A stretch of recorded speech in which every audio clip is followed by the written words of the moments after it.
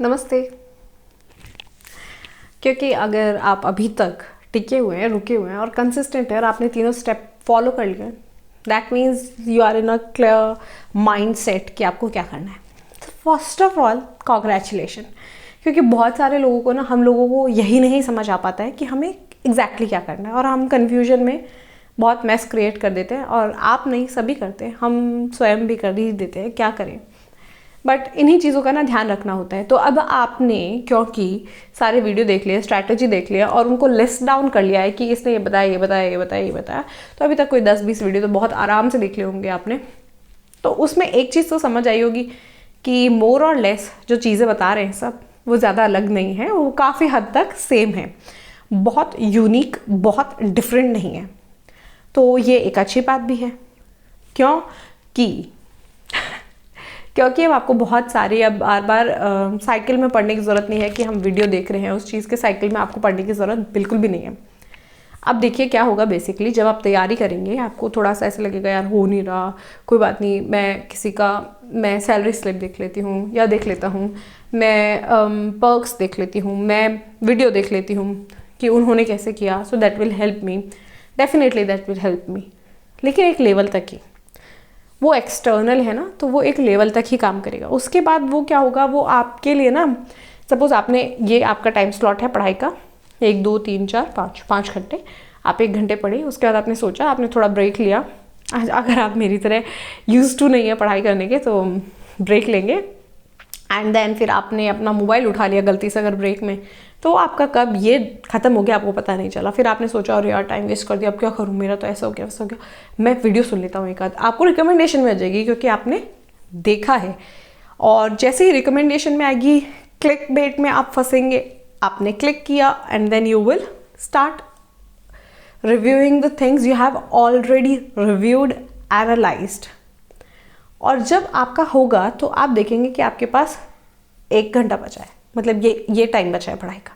और इसमें आपको क्या लगेगा, आपको लगेगा अरे यार दिन बर्बाद कर दिया, इतना टाइम था, ये था वो था, and that last hour you will somehow lose in regretting that you actually did nothing and you have wasted your entire time.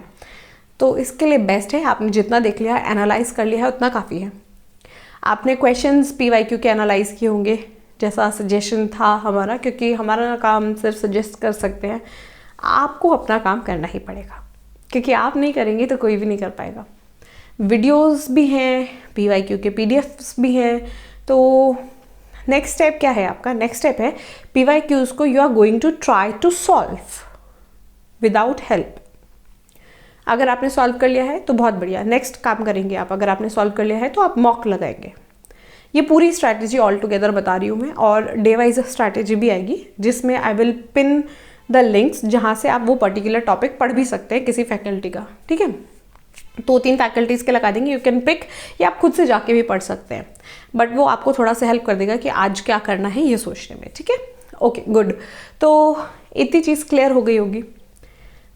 अब आप जब मॉक लगाएंगे तो मॉक में आपको ये नहीं देखना कि अरे यार मेरा 1 नंबर आया, 2 नंबर आया, 3 नंबर आया, कितने से नंबर आया, ऐसे कैसे होगा, मेरा नहीं होगा। डोंट थिंक दैट, क्योंकि अगर आपका 0 नहीं आया ना, इसका मतलब 1 भी आया, 2 भी आया, 3 भी आया, देन यू आर अहेड। आपको 3 कदम कम चलना है, 100 के लिए 3 कदम आपको कम चलना है। सोचो आप 0 से शुरू करते तो आपको प्रॉब्लम होती। So if it is coming 30, देखो 2 मॉक तो आप सारे मटेरियल के इसके उसके पैसे ना मॉक में इन्वेस्ट करना, और कहीं पैसे इन्वेस्ट करने की ज़रूरत नहीं है इन माय ओपिनियन। बाकी जो आपको अच्छा लगे, आपका पैसा जैसा आप लगाना चाहें, ठीक है। तो मॉक एक टेक्स्ट बुक ले लीजिएगा, चीपर भी आता है, होली के टाइम आ रहा है या कोई भी फेस्टिवल के टाइम ना, या कोई उस पर कोड लग करके ना वो कम हो जाता है काफ़ी हद तक, बहुत नीचे प्राइस आ जाते हैं, you can purchase that. Second क्या करना है आपको, आपने टेक्स्ट बुक ले लिया, टेक्स्ट बुक के अलावा प्रैक्टिस मॉक या ऑलिव बोर्ड, इनमें से कोई एक ले लो, 2 आई थिंक काफ़ी होंगे, क्योंकि हम इतने ही मॉक दे पाते, क्योंकि प्रैक्टिस करना होता है, एनालाइज करना होता है, इम्प्रूव करना होता है। तो तीसरी चीज़, पैसे यहाँ लगाइए। पढ़ने के लिए बहुत सारा फ्री कंटेंट यूट्यूब पर भी अवेलेबल है, सॉल्व करने के लिए बहुत सारा एकदम मुफ्त बट रहा है टेलीग्राम में, तो आप वहाँ से भी कर सकते हो। इवन अगर आपको नहीं समझ में आ रहा है, टेलीग्राम पे नहीं जाना है, नहीं करना है, तो इवन जो हमारा प्यारा गूगल बाबा है उस पर भी अवेलेबल है, तो you can try that as well. अच्छा, इतना जब आप कर लेंगे तो आपका पहला काम है मॉक देना। वापस आ गई मैं जो पॉइंट पहले बात कर रही थी ना, कि अब आप क्या करेंगे, अगर आपने PYQ कर लिया है तो आप एक मॉक लगाएंगे और आप देखेंगे कितनी चीज़ें आप सॉल्व कर पा रहे हैं। Then you will categorise in 3 column. एक नोटबुक बना लेनी है आपने एनालिसिस की, and that is going to help you a lot. आपको समझ में आएगा आपने कहाँ से कहाँ ट्रैवल कर लिया है, क्या गलती अभी भी कर रहे हो, क्या नहीं कर रहे हो, क्या इंप्रूव हो चुके हैं, ये सारी चीज़ें उसमें बहुत आसानी से समझ में आएंगी। तो पहला कॉलम है जो आप सॉल्व कर पा रहे हो। Don't look at time, because आप पहली बार कर रहे हो या दूसरी बार कर रहे हो, तो थोड़ा एक बार के लिए टाइम को इग्नोर करना, ठीक है।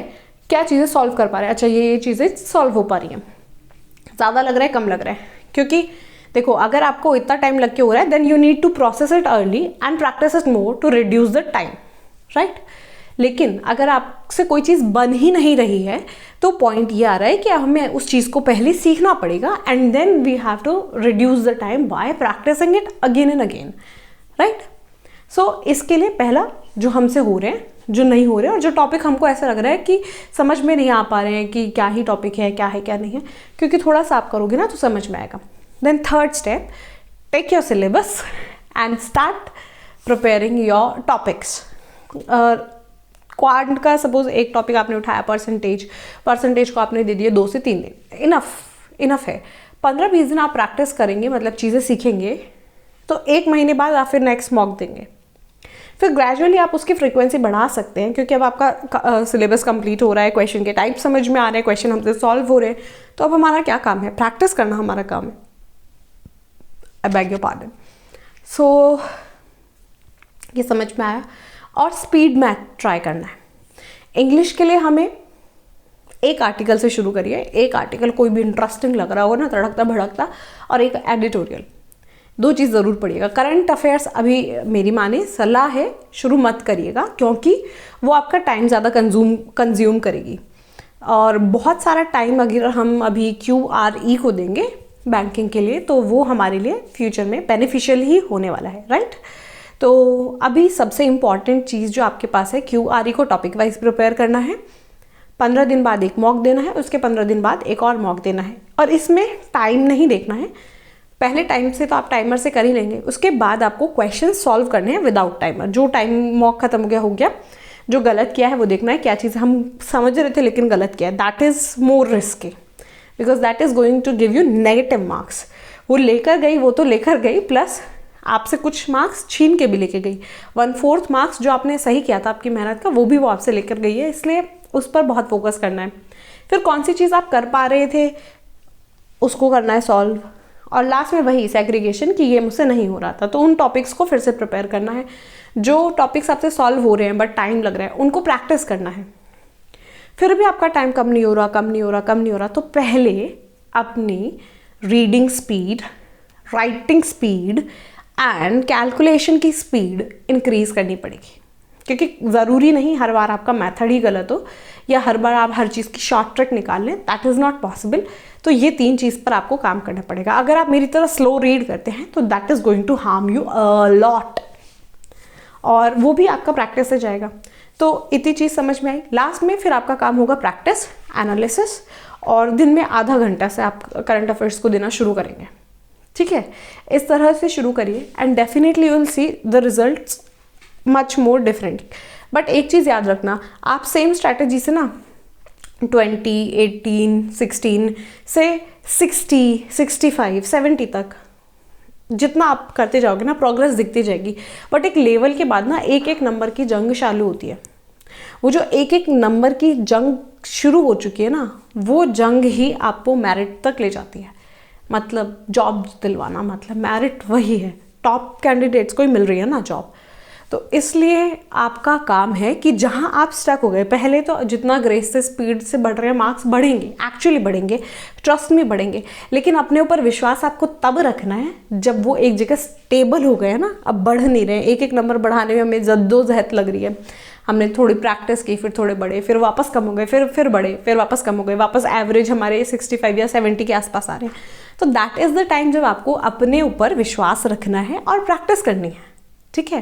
क्योंकि आप प्रैक्टिस करेंगे और उस टाइम एनालिसिस से बेस्ट कुछ नहीं है। कोई वीडियो आपकी उतनी हेल्प नहीं कर पाएगा। अगर आप कहीं अटक रहे हैं ना कि कॉन्सेप्ट हमें समझ नहीं आ रहा है, कॉन्सेप्ट में डाउट आ रहा है, एक ही चीज़ गलती कर रहे हैं, तो टॉपिक पे जाना है। अदरवाइज एनालिसिस ही आपका सब कुछ है, क्योंकि टॉपिक पे जाना है, प्रैक्टिस करनी है, कॉन्सेप्ट समझ में नहीं आया, ये सारी चीज़ आपके एनालिसिस हेल्प करेगी। इसलिए एनालिसिस की डायरी आप डे 1 से होनी चाहिए, जिसमें आपने सारे इंटरव्यू का जीस्ट ये वो सब कुछ लिखा है, वो एक जगह।